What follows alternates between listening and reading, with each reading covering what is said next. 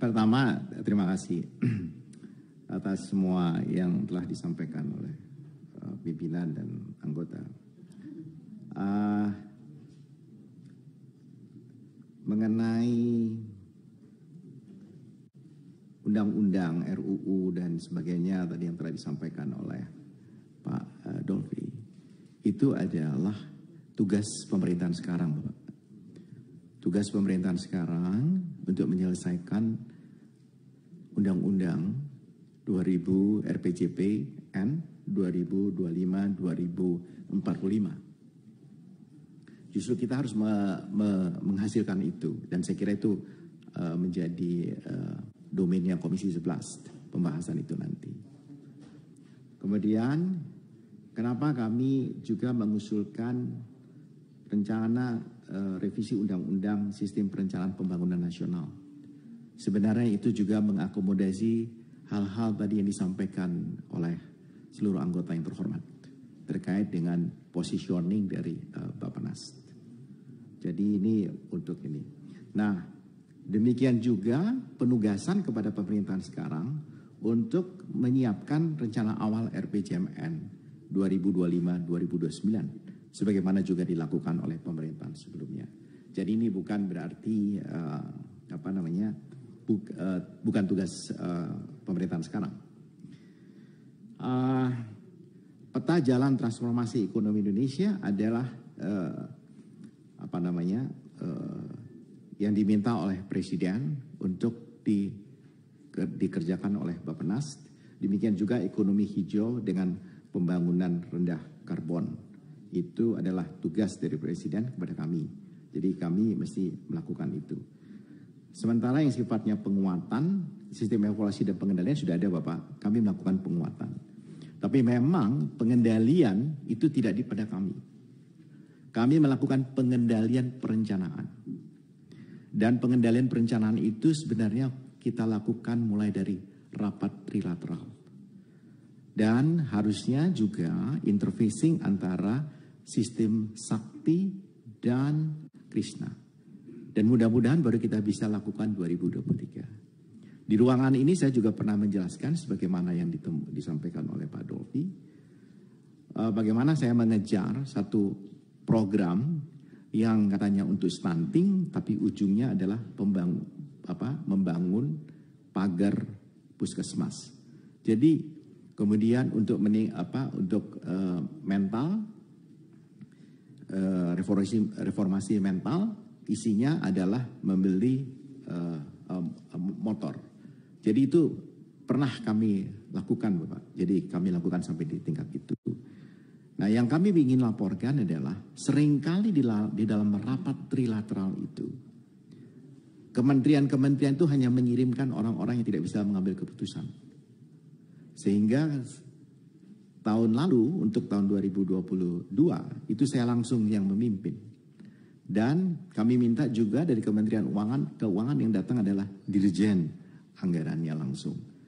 Dengan demikian kami bisa ikuti, Bapak. Tapi tidak semuanya pun bisa seperti itu. Saya ingin menceritakan bahwa seharusnya program nasional itu yang diselamatkan. Kami ini mengatur yang 924 triliun. Yang sekitar 600-an itu untuk belanja non operasional dan sisanya adalah operasional. Dan di non operasional itu yang banyak yang kami nggak bisa kejar. Apa boleh buat? Karena waktunya terlalu pendek untuk dibahas dan detail, dan kemudian mereka mengatakan itu akan dibahas di komisi-komisi terkait. Itu yang menjadi kesulitan bagi kami. Jadi itu apalagi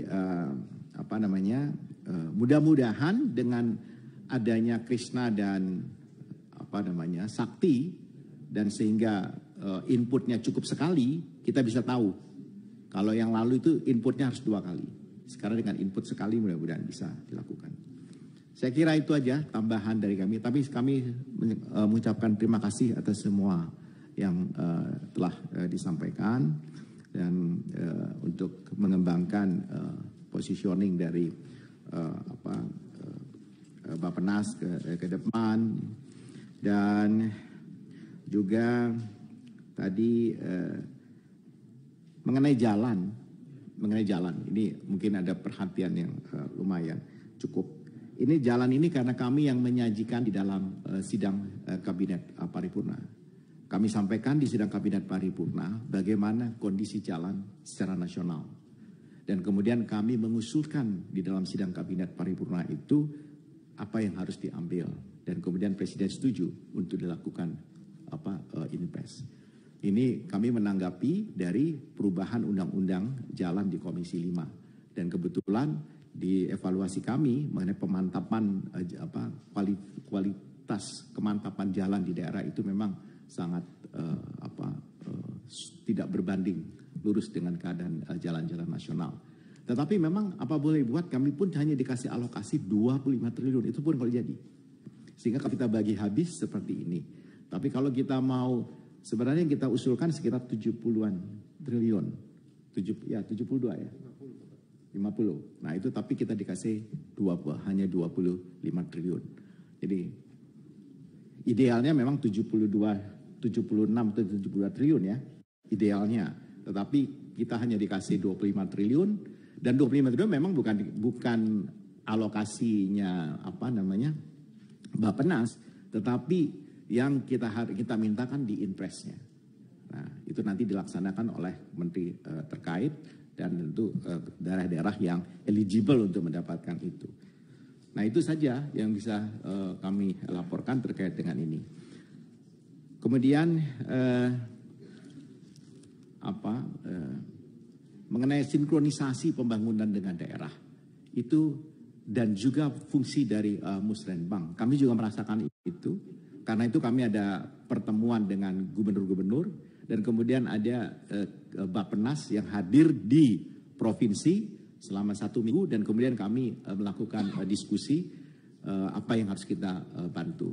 Sampai hari ini beberapa provinsi sudah cukup baik, intens di dalam hal penyusunan perencanaan pembangunannya juga cukup baik. Ada daerah yang merespon dengan baik, tetapi ada daerah yang sama sekali tidak merespon. Dan bahkan hanya menganggap itu pertemuan biasa saja. Dan kami bisa sampaikan berapa usulan dari gubernur, bupati, dan kabupaten kota yang bisa ditampung di dalam APBN. Karena ada kalau tugasnya itu memang tugas nasional, ada yang tugasnya provinsi, tugas seperti pembangunan dam yang kemudian harus dilanjutkan dengan pembangunan tersier dan sekundernya dan seterusnya. Jadi itu yang bisa kami sampaikan. Terima kasih. Assalamualaikum warahmatullahi wabarakatuh. Dan kami menyetujui kesimpulan tadi.